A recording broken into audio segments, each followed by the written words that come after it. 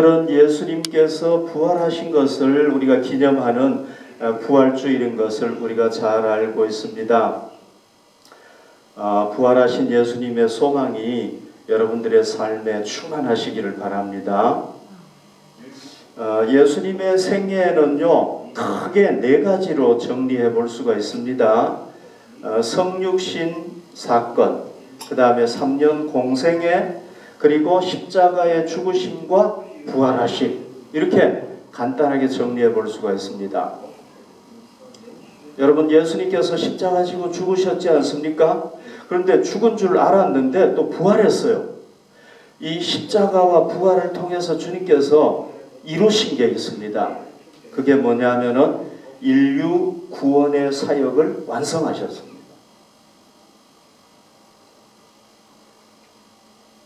그래서요, 우리가 오늘 부활주일이 아닙니까? 예수님께서 인류를 위해서 완성하신 그 인류 구원 사역에 대해서 한번 우리가 그게 뭔가, 그거에 대해서 한번 정리를 해 보려고 합니다. 자, 예수님의 구원 사역을요, 한 단어로 딱 표현하면은 뭐냐면은 복음이에요. 복음. 이 헬라어로는 유앙겔리온이라고 하지 않습니까? 기쁜 소식, 굿뉴스라는 얘기죠, 그죠? 구텐 아크리히트, 굿뉴스. 그게 바로 복음이라는 의미입니다. 이 제자 요한은요, 예수님의 복음이 뭐냐? 그거를요, 한 구절로 딱 명쾌하게 정리를 했는데요. 우리가 너무 잘 아는 말씀인데 다시 한번 봅시다. 요한복음 3장 16절에 보면 하나님이 세상을 이처럼 사랑하사 독생자를 주셨으니 이는 그를 믿는 자마다 멸망하지 않고 영생을 얻게 하려 하심이라. 이게 복음을 한 구절로 아주 명쾌하게 정리한 겁니다. 자, 요 구절을 여러분 다 아니까 잘 기억을 좀 하시면서요. 먼저 요한은 이렇게 얘기를 하고 있죠. 하나님이 세상을 이처럼 사랑하사 독생자를 주셨다.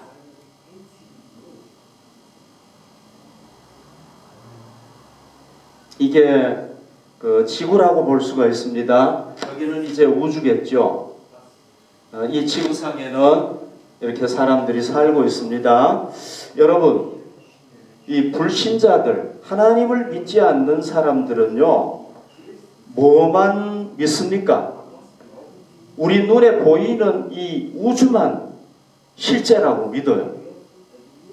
그렇죠? 이 사람들은요, 사탄의 존재를 안 믿습니다. 하나님의 존재도 안 믿습니다. 그냥 눈에 보이는 것만 믿습니다. 그런데 성경에 보면 조금 전에 요한복음 3장 16절에도 얘기했지만 하나님이 세상을 사랑하셨다 이렇게 얘기하지 않습니까? 그러니까 성경은요, 사탄도 얘기하고 있고 하나님도 얘기하고 있고 세상도 얘기하고 있다는 거죠. 여기 잘 보십시오. 자, 하나님은 보통 이렇게 원으로 표현을 해요. 완전하신 분이기 때문에. 자, 성경에 보면 하나님께서 무엇을 창조하셨습니까? 이 세상을 창조하셨죠. 그죠? 세상의 중심에는 지구가 있다고 볼 수가 있습니다. 그러면은 이 지구를 창조하고 난 뒤에, 이 우주를 창조하고 난 뒤에 이걸 관리할 사람이 필요하잖아요. 그래서 하나님께서는 인류 조상 아담과 하와를 창조하셨죠. 근데 누구의 모습으로 만들었습니까? 여기 기린이 나오는데 기린의 모습이 아니죠. 그죠? 하나님의 모습으로 만들었어요. 그래서 인간은 누굽니까? 하나님의 자녀인 거예요. 그래서 이걸 관리하도록 하셨단 말이죠. 자, 처음 하나님께서 이 세상을 만들었을 때는요, 창조했을 때는 하나님의 통치가 온전하게 이루어졌습니다. 하나님이 이 세상을 다 통치하셨어요. 그래서 인간은 직접 하나님하고 교제할 수 있었어요. 하나님 만날 수 있었습니다. 놀라운 은혜였죠. 그죠? 그리고 하나님께서 이 세상을 통치했을 때, 온전히 통치했을 때 아담과 하와와 온 세상은 뭐였습니까? 낙원이었어요. 낙원. 하나님께서 통치했습니다. 그런데요, 안타까운 사건이 생기죠. 어떤 사건이 생깁니까? 이 사탄이 등장하죠. 이 사탄은 누굽니까? 천사예요. 원래는 천사입니다. 그러니까 하나님께서 일꾼으로, 종으로 부리기 위해서 만든 존재예요. 인간하고는 다른 존재예요. 이 영적인 실체입니다. 자, 이 천사 중에 타락한 존재가 사탄이죠. 그죠? 사탄이 누구를 유혹합니까? 아담, 하와를 다 유혹을 합니다. 그때 아담, 하와가 자신들의 욕심을 만족시키기 위해서 뭘 합니까? 하나님의 말씀에 불순종해버리고 말았죠. 그죠? 그러니까 인간이 어떻게 되었습니까? 선하게 창조되었던 인간이 갑자기 어떤 존재가 되었습니까? 죄인으로 떨어져 버린 거예요. 이걸 타락이라고 하지 않습니까? 완전히 떨어져 버린 거예요. 그리고 누구의 노예가 되어버렸습니까? 사탄의 노예가 된 거예요. 하나님이 아니라. 우리가 성경에서 보면 알지 않습니까? 그리고 이 인간은요, 영혼과 육신이 하나님과 완전히 관계가 끊어져 버리는 영원한 죽음의 상태에 빠져버렸단 말이죠. 아담의 후손들도 어떻게 됩니까? 다 똑같은 길을 걸어가는 거예요. 죄와 죽음의 길을 걸어가는 거예요. 자, 인간이요, 이 영적인 실체를 깨닫지 못하고 보이는 것만 인정하는 게 언제부터입니까? 아담이 타락하고부터 그런 거예요. 그 다음부터는 이 영적인 실체를 보질 못하는 거예요. 왜? 죄인이기 때문에. 거룩한 하나님을 볼 수가 없는 거예요. 그래서 딱 끊어져 버렸다고 볼 수 있는 거죠. 그런데요, 하나님께서는 어떻게 하십니까? 인간이 타락할 때부터, 타락하자마자 누구를 보내주기로 약속을 하십니까? 메시아. 메시아는 헬라어로 하면은 그리스도입니다. 그리스도가 메시아예요. 메시아를 보내주겠다. 그리스도를 보내주겠다. 보내가지고 이 인간을 타락시킨 마귀 사탄을, 권세를 파괴시켜버리고 권세를 무너뜨려버리고 권세를 하나님께서 파멸시켜버리고 인간을 죄와 죽음에서 구원해주겠다. 그렇게 약속을 했습니다. 그 약속은 누구를 통해서 이어집니까? 천하 만민 중에서 구약의 선민으로 선택된 아브라함을 통해서 이어졌죠. 그리고 그 아브라함의 후손 중에서 위대한 왕이 한 사람 나오는데 누굽니까? 모델인 왕 다윗이죠. 그죠? 하나님께서 너의 후손 중에서 내가 메시아가 태어나도록 하겠다. 그래서 메시아는 다윗의 후손 중에서 태어나도록 그렇게 된 거예요. 그리고 드디어 하나님께서는 때가 되니까요, 온 세상이 이제 거의 하나가 돼가지고 이제는 메시아가 와가지고 복음을 전할 수 있겠다. 그 때가 됐을 때 누구를 보내십니까? 메시아 예수 그리스도를 보냈단 말이죠. 이 세상. 그런데 누가 오신 겁니까? 독생자가 오신 거예요. 하나님의 아들 예수 그리스도께서 오셨단 말이죠. 독생자가 오셨단 말이죠. 자, 여러분 이거 한번 생각해 보십시오. 우리 같은 죄인, 그 다음에 죽어야 하는 존재를 죽음과 죄의 노예가 되어서 살아가는 우리를 구원하기 위해서는요, 무죄한 메시아가 와야 되겠죠. 그죠? 우리하고 똑같으면 죄인이기 때문에 구원받아야 되는 존재란 말이죠. 그러니까 우리하고 다른 무죄한 존재가 와야 되는 거예요. 그 다음에 또 어떤 존재여야 됩니까? 하나님과 인간 사이에 중보자가 되어야 된단 말이죠. 그런 존재가 사람 중에 있나요? 없죠. 그죠? 그래서 누가 온 겁니까? 이 메시아는요, 신이면서 인간인 그런 존재가 되어야 되는 거예요. 이해가 되셨죠? 그죠? 그래서 누가 옵니까? 하나님의 아들 예수 그리스도께서 오셨단 말이죠. 여기 보십시오. 누가복음 20장 44절에 보면 그런즉 다윗이 그리스도를 주라 칭하였으니 어찌 그의 자손이 되겠느냐 하시니라. 유대인들이요, 종교 지도자들이 네가 메시아야? 맞아? 막 질문을 했어요. 그러니까 예수님께서 이렇게 얘기를 했습니다. 자, 다윗의 후손 중에서 메시아가 온다고 그랬잖아. 그죠? 그런데 다윗이 뭐라고 고백을 했느냐 하면, 다윗이 그리스도가 자기 후손 중에서 오는데 그 그리스도를 뭐라고 칭했느냐 하면 주님이라고 칭했단 말이에요. 그러니까 예수님께서 뭐라고 얘기를 했냐, 그 사람들 향해서. 그런데 어찌 그의 자손이 되겠느냐. 그러니까 이게 무슨 얘기입니까? 다윗의 자손 인간이지만은 동시에 자기가 누구라는 거예요? 하나님이라는 걸 여기서 얘기를 한 거란 말이죠. 그러니까 유대인들이, 이 종교 지도자들이 아무 얘기를 못합니다. 여러분, 그러면은 이런 신적이며 신이면서 인간인 존재가 이 세상에 태어나기 위해서는 인간하고 똑같이 남자 여자의 관계를 통해서 태어날 수가 없겠죠, 그죠? 그런 존재가 성자니까. 성자가 어떻게 그렇게 태어날 수 있겠습니까? 그래서 어떻게 태어나신 겁니까? 우리가 잘 아는 대로 처녀 마리아의 몸에 성령으로 잉태되어서 태어나신 거예요. 왜? 성자기 때문에. 그리고 이분이 3년 동안 이제 공생애를 하지 않습니까? 3년 동안 딱 공생애를 하는데 뭘 보여주신 겁니까? 내가 메시아로서 자격이 있다는 것을 보여주신 거란 말이죠. 인간의 모든 문제를 다 해결했지 않습니까? 그리고 드디어 마지막에 어떻게 합니까? 십자가에 달려서 고통당하고 돌아가시는데요. 이 죄가 없는 분이 왜 십자가에 달려 돌아가십니까? 그건 왜 그렇습니까? 여러분, 바로 인류의 죄를 대신해서 속죄의 어린 양으로서 십자가에 달려서 돌아가신 거란 말이죠. 여러분, 여기 보십시오.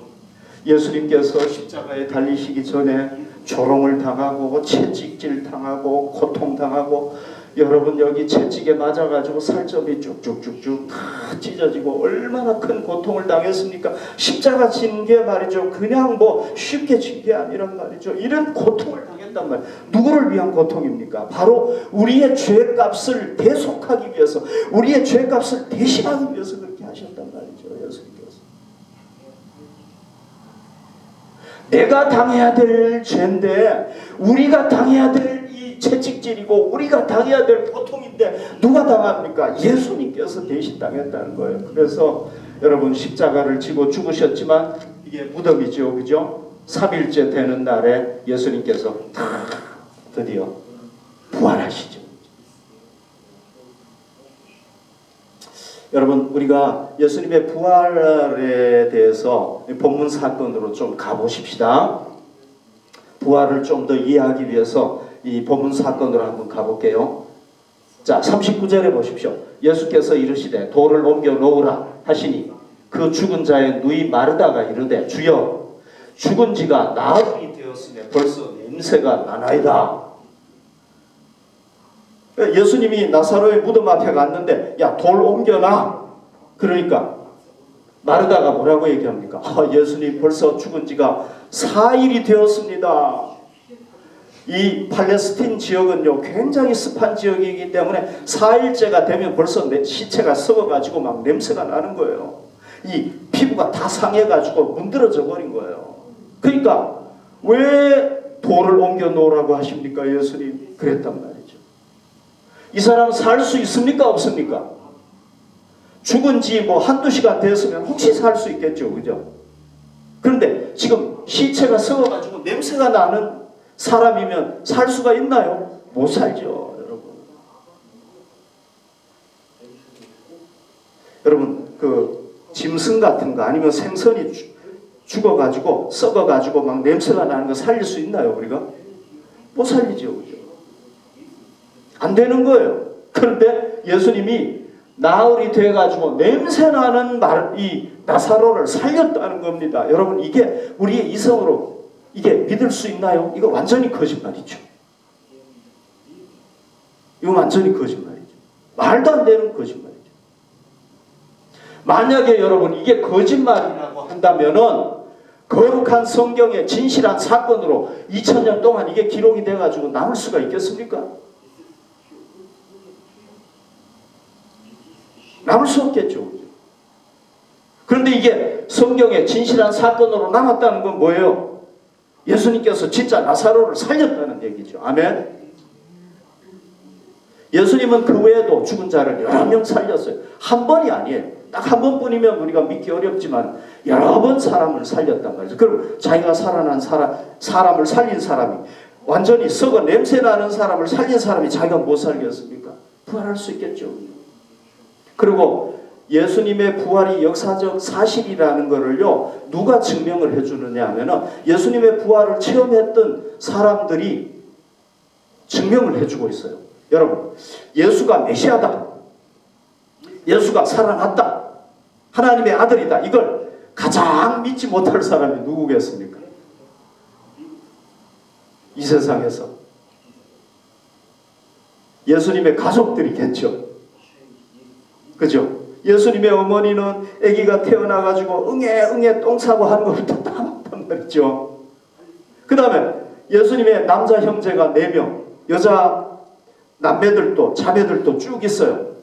어렸을 때 막 같이 놀았단 말이죠. 그런데 그 사람이 성자고 그 사람이 구세주다, 인류를 구원할 수 있는 존재다, 믿을 수 있겠습니까? 여러분, 못 믿죠. 그죠? 절대 못 믿죠. 이 나사로를 예수님께서 말씀 한마디로 그냥 살려버리잖아요.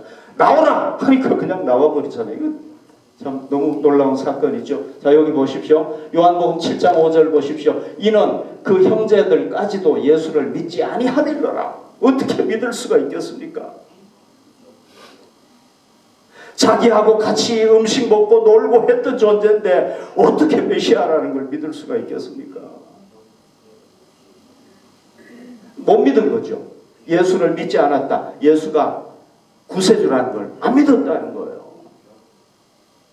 그런데요, 예수님이 부활하고 난 뒤에 놀라운 사건이 일어났습니다. 사도행전 1장 14절 보십시오.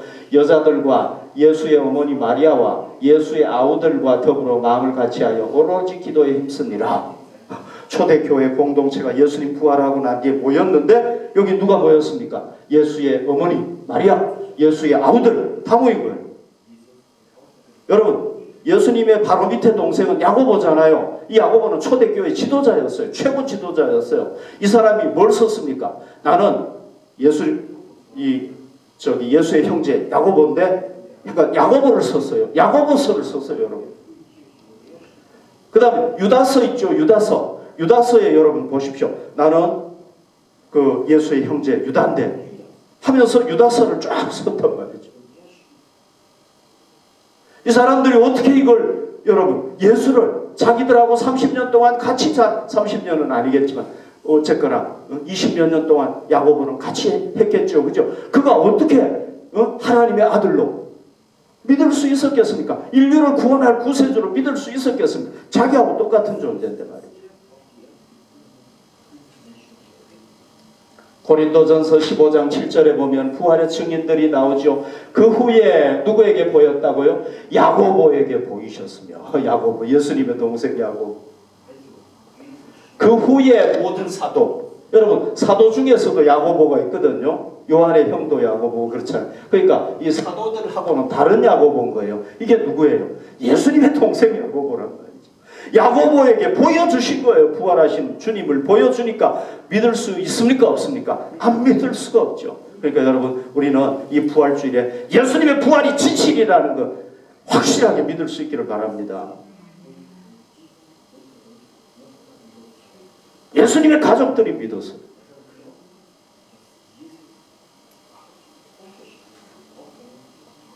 그래서요, 여러분 여기 보십시오. 인간은요 죄로 말미암아 자기들의 죄로 말미암아 하나님과 관계가 끊어지고 다 멸망당하게 됐잖아요. 그런데 예수님께서 구원의 사역을 이루셨잖아요. 십자가와 구원을 통해서 구원의 사역을 이룸으로 말미암아 이 인류가 죄에서부터 죄와 죽음에서 해방받을 수 있는 구원의 길이 열렸죠. 그죠? 하나님 앞에 나아갈 수 있는 구원의 길이 열렸죠. 그리고 부활해서 하나님 나라에서 영원히 복락을 누리면서 살 수 있는 구원의 길을 예수님께서 팍 열어주셨다는 겁니다. 아멘. 제가 여러분들에게 몇 번 얘기했습니다만 오늘 다시 한번 정리를 해보십시다. 메시아 예수께서 이루신 구원 사역의 본질이 뭡니까? 특징이 뭡니까? 세 가지 특징이 있습니다. 예수님께서 이루신 구원 사역에 세 가지 특징이 있는데요. 첫 번째, 자 보십시오. 예수님은요 가시적이고 유한한 세상 나라를 정권을 변화시키기 위해서 오신 게 아니에요. 예수님이 여러분 로마를 변화시키셨으면 로마가 영원하겠습니까? 아니에요. 로마 망해요. 이 세상의 어떤 제국도 망해요. 바벨론 제국도 망했어요. 아시리아 제국도 망했어요. 페르시아 제국도 망했어요. 다 망해요. 그러니까 예수님이요 이 우리 눈에 보이고 유한한 세상 나라를 변화시키려고 오신 분이 아니란 말이죠. 십자가에 죽으신 분이 아니란 말이죠. 뭐 때문에 오셨습니까? 비가시적이고 무한한 하나님의 나라, 아담 이후로 상실해버렸던 하나님의 나라를 회복하기 위해서 오신 거란 말이죠. 아멘.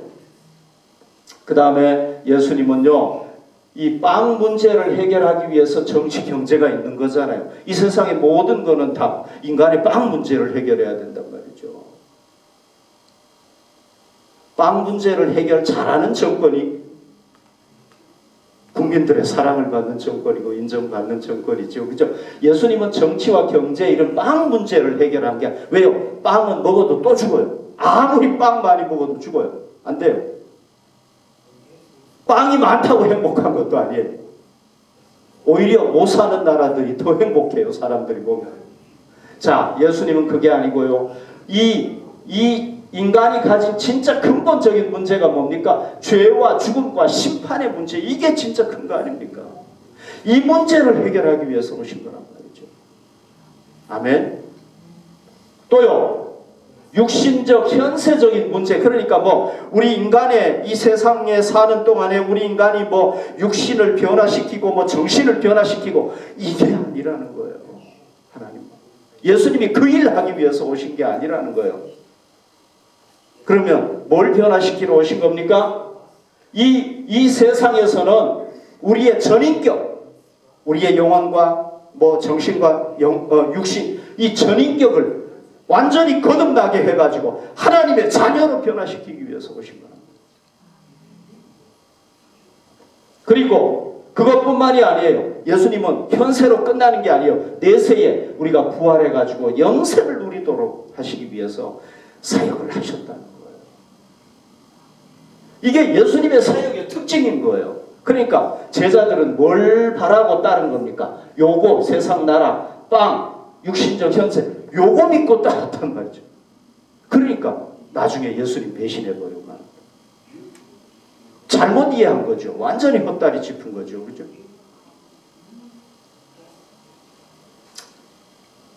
자, 요한이 그 다음에 얘기하는 게 뭡니까? 이는 그를 믿는 자마다 멸망하지 않고 영생을 얻게 하려 하심이라 그랬죠. 영생을 얻게 하려 하심이라. 자, 여기에 보면은 뭡니까? 믿는 자마다. 믿음이 중요하죠. 그죠? 예수님에 대한 믿음. 그러니까 우리가 예수님께서 이루신 구원 사역 있잖아요. 이 세 가지 내용. 이 구원 사역을 우리가 받기 위해서는 뭐가 필요합니까? 믿음이 필요하다는 거예요. 믿음. 아니 왜 믿음만 필요해? 돈은 안 필요해? 정치적인 권력은 안 필요해? 지식은 필요하지 않아. 아니 그건 필요가 없어요. 왜? 그게 우리에게 구원을 줄 수가 없는 조건이에요. 돈이 우리를 구원할 수 있나요? 그럼 부자들 다 구원받아야죠. 석학들 다 구원받아야죠. 정치 훌륭한 지도자들, 철학자들 다 구원받아요. 아니란 말이죠. 뭐만 필요합니까? 믿음이 필요한 거예요. 믿음은 다 공평하단 말이죠. 믿음은 그냥 믿으면 되는 거예요. 그러면 이 믿음을 더 구체적으로 얘기를 하자면은 뭡니까? 이거죠. 로마서 10장 9절 10절. 네가 만일 내 입으로 예수를 주로 시인하며 또 하나님께서 그를 죽은 자 가운데서 살리신 것을 내 마음에 믿으면 구원을 받으리라. 사람이 마음으로 믿어 의에 이르고 입으로 시인하여 구원에 이르느니라. 그랬죠. 그죠? 자, 여기서 중요한 게 뭐냐면은요. 하나님께서 그를 죽은 자 가운데서 살리신 것, 십자가와 부활, 이 두 가지. 그러니까 누구든지 조건이 없어요. 뭐 가난한 자, 부자, 뭐 남녀, 노소 조건이 없어요. 누구든지. 뭘 믿어야 되는 겁니까? 예수님의 십자가와 부활이 바로 나를 위한 것이라는 걸 믿어야 되는 거예요. 예수님이 왜 그렇게 하셨느냐? 나를 위해서 그렇게 하셨다. 물론 나만 위한 건 아니죠. 인류를 위해서 그렇게 하셨지만 바로 나를 위해서 그렇게 하신 것이다 하는 걸 믿고, 그 다음에 뭐 해야 됩니까? 마음으로 믿고 입으로 시인하고. 그런데 두 가지 해야 되죠. 그죠? 예수를 주로 시인해야 된다. 하나님의 아들이라는 것 믿고 구세주라는 걸 믿어야 된다는 거예요. 아, 이분이 나를 구원할 수 있는 분이구나 믿어야 된다는 거예요. 그리고 그분을 뭐 해야 됩니까? 내 마음에 영접하면은, 구세주로 영접하면은 어떻게 된다는 거예요? 구원에 이르느니라 그랬죠. 구원에 이른다는 건 뭐예요? 사도 요한식으로 하면은 멸망하지 않고 영생을 얻게 된다. 구원에 이르느니라, 멸망하지 않고 영생에 이르게 된다. 멸망은 뭡니까? 지옥에서 영원히 고통당하는 게 멸망이에요. 영생은 뭐예요? 너무너무 좋은 지옥과 반대되는 하나님의 나라에서 영원히 복을 누리면서 사는 게 영생이라는 거죠. 그러면요, 영생을 얻었다 그랬잖아요. 너희는 벌써 영생을 얻었다. 이거는요, 이 말은요, 구원의 몇 단계를 얘기하는 거예요. 자, 여기에 영생을 얻었다는 말 속에 구원의 몇 단계가 들어있느냐 하면은요, 첫 번째로 그리스도인들은요, 죄사함의 은혜를 받은 거예요. 아멘. 골로새서 1장 14절에서 바울은 그 아들 안에서, 성자 예수 그리스도 안에서 우리가 속량 곧 죄사함을 얻었도다. 아멘.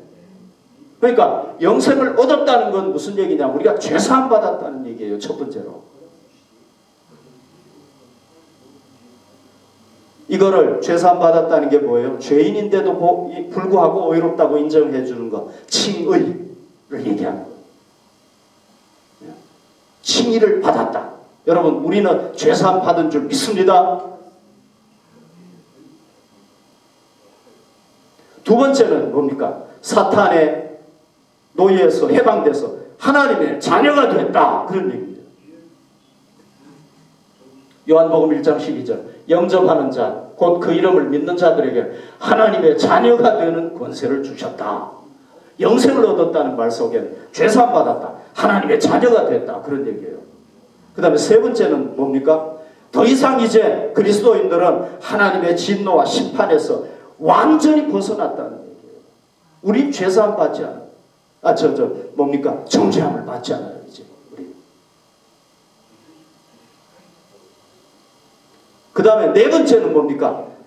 하나님의 나라에서 영생을 누린다, 그런 얘기예요. 그런데 이 하나님의 나라도 여러분 두 가지로 이해해야 되죠. 이 세상의 하나님의 나라와 나중에 완성될 내세의 하나님의 나라, 두 가지가 있잖아요. 이 세상의 하나님의 나라는 뭡니까? 어디에 이루어집니까? 우리 안에 이루어진다고 그랬잖아요.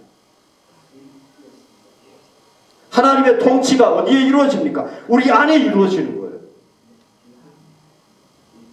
그래서 이 세상에 사는 동안에는 하나님의 나라가 우리 안에 이루어져 가지고 우리가 하나님의 자녀로 살게 된단 말이죠. 자, 여러분, 우리는 하나님의 자녀가 된 줄 믿습니다. 우리는 더 이상 심판받지 않습니다. 아멘. 그리고 우리는 지금 누구의 자녀로 살아가고 있습니까? 누구의 백성으로 살아가고 있습니까? 하나님 나라의 백성으로 살아가는 줄 믿습니다. 자, 우리는 이미 영생을 얻었죠. 구원 받았죠. 우리 구원 받았다고 그랬잖아요. 근데 언제 완성이 됩니까? 우주의 종말에 우리가 하나님의 나라에 완전히 들어갈 때, 그때 어떻게 됩니까? 우리의 영생이 완전히 성취되는 거죠. 그죠? 네. 여러분, 요거 한번 보십시오. 하나님께서요, 이 우리의 몸도 새롭게 부활되듯이 이 우주도요 완전히 새롭게 되는데요, 소재 그러니까 재료가 뭐냐 하면은요, 요한계시록에 보면 하늘과 땅이에요. 지금 이 세상과 현 세상과 똑같은 소재를 가지고 있어요. 재료를 가지고 있단 말이죠. 하늘과 땅인데, 그런데 이 하늘과 땅은 지금 이 낡아지는 땅이 아니란 말이죠. 어떤 땅이라고 그랬습니까? 완전히 새로워진 새 하늘과 새 땅이라고 그랬단 말이죠.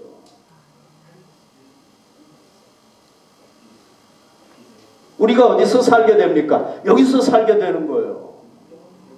그리고 새 거룩한 성, 새 예루살렘이 하늘에서 쫙 내려오는데, 이게 여기에 중심이 되는 거예요. 여기에는 누가 거하십니까? 하나님께서 친히 여기에 거하시고요. 우리는 뭐 합니까? 부활한 몸으로 하나님을 경배드리게 되는 거예요. 여기서. 그런데 또 다른 세계가 있습니다. 또 다른 세계가 있는데요. 영원한 지옥이죠. 그죠? 여기는 불이 꺼지지 않아요. 유황불이 꺼지지 않습니다. 여기에 누가 들어갑니까? 사탄이 들어가죠. 그죠? 그리고 예수님을 거부한 불신자들, 그리고 자기 죄를 사함받지 못한 죄인들이 여기에 들어가 가지고 영원히 거주하게 되는 거예요. 그러니까요, 하나님이 계시면은요, 두 개의 세계가 있는 거예요. 우리가 가서 살게 될 천국, 지옥, 두 개가 있는 거예요.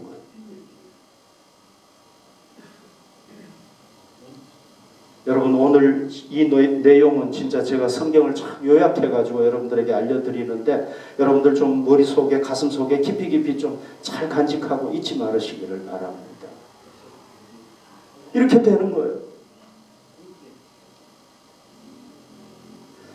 예수님께서요, 나사로가 죽었잖아요. 사람들이 울잖아요.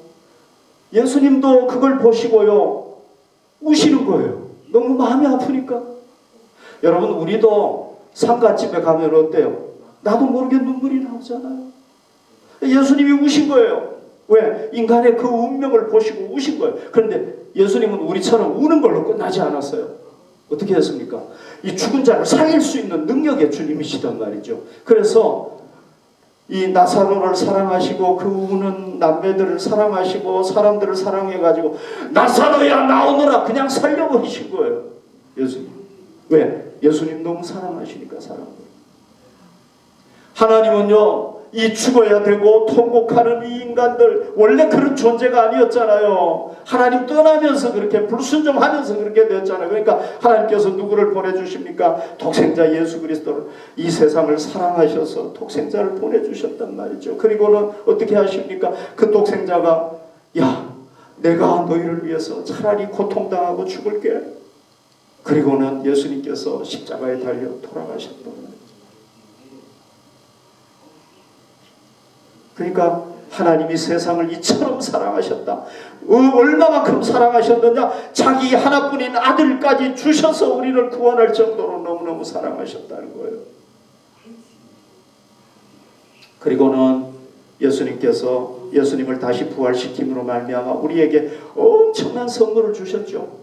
우리가 아무리 많은 돈을 가져도 가질 수가 없는, 우주에 다닌다고 해도 가질 수 없는 부활이라는 엄청난 선물을 우리에게 그냥 주신 거예요. 아멘. 예수님께서 말씀하셨습니다. 예수께서 이르시되 내 말이 내가 믿으면 하나님의 영광을 보리라 하지 아니하였느냐. 믿으면 나사로를 부활시켜 버리시는 거예요.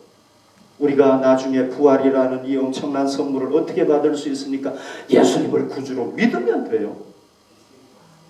우리가 어떻게 영원한 하나님 나라에 들어가서 영원한 복을 누리면서 살 수 있습니까? 믿으면 돼요. 진실로 믿으면 된다는 말이죠. 그러니까 여러분들과 저는 이 믿음, 예수님에 대한 이 예수님을 성자와 구세주로 믿는 이 믿음 절대 버리지 말고 이 믿음 잘 간직해서 어떻게 해야 되겠습니까? 하나님의 나라에서 영생을 누려야 될 줄로 믿습니다. 부활에 참여해야 될 줄로 믿습니다. 자, 그러면 제가 간단하게, 그럼 우리는 이 땅에서 어떻게 살아야 되는가? 이게 이제 하나의 또 중요한 내용인데요. 우리는 어떻게 살아야 됩니까? 예수님이 얘기했습니다. 먼저 그 나라와 그 의를 구하라. 하나님의 통치를 받고 하나님 기뻐하시는 일을 해라. 그랬잖아요. 그죠? 그게 뭐예요? 그게 어떻게 하는 겁니까? 예수님의 복음을 전하고 하나님의 나라를 다시 회복하는 데 쓰임받으면 되는 거죠. 그죠? 자, 예수님께서 이제 사역을 다 감당하시고 하늘로 승천하시고 난 뒤에 내가 나하고 동일한 보혜사를 보내주겠다. 나하고 똑같은 존재인데 너희를 돕는 존재, 보혜사, 헬퍼 보내주겠다. 너희를 위로하고 너희에게 지혜를 주고 너희를 용기를 주고 상담해주고 이끌어주는 나와 똑같은 존재를 보내주겠다. 그게 누굽니까? 성령님이시잖아요. 그래서 성령님께서 오순절날 오시지 않았습니까? 그 성령님은 어떤 일을 하시는 겁니까? 우리의 그 인격을 성화시켜 가시죠. 우리에게 권능을 주시고 또 우리에게 뭘 주십니까? 은사를 주셔가지고 우리가 복음 전하도록 하나님의 자녀로 이 세상을 이기고 승리하도록 하시는 분이란 말이죠. 그러니까 우리가 뭐 해야 되겠습니까? 우리 교회 표어처럼 성령 충만. 아멘. 성령 충만해서 우리의 목적은 뭡니까? 주님의 증인, 부활의 증인 되는데 우리가 쓰임받아야 됩니다. 마지막으로 여러분들에게 말씀드리고 싶은 건 뭐냐면요, 우리는 일반 역사 속에서 살아갑니다. 일반 역사, 인류 역사 속에서 살아가지만 우리는 인류, 하나님을 믿지 않는 사람들하고 똑같이 살면 안 됩니다. 우리는 무엇을 위해서 헌신해야 됩니까? 이 인류 역사 속에서 하나님의 구원의 역사, 구속사, 이 구속사라고 하지 않습니까? 그걸 위해서 헌신해야 된단 말이죠. 아멘. 우리가 세상 사람들하고 똑같이 살면 하나님의 자녀가 아니란 말이죠. 그리스도인이 아닌 거예요.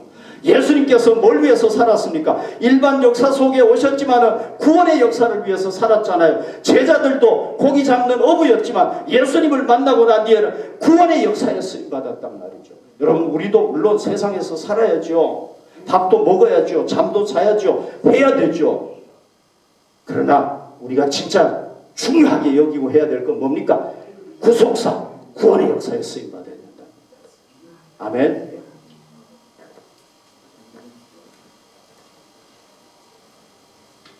네, 우리 함께 기도하도록 하겠습니다.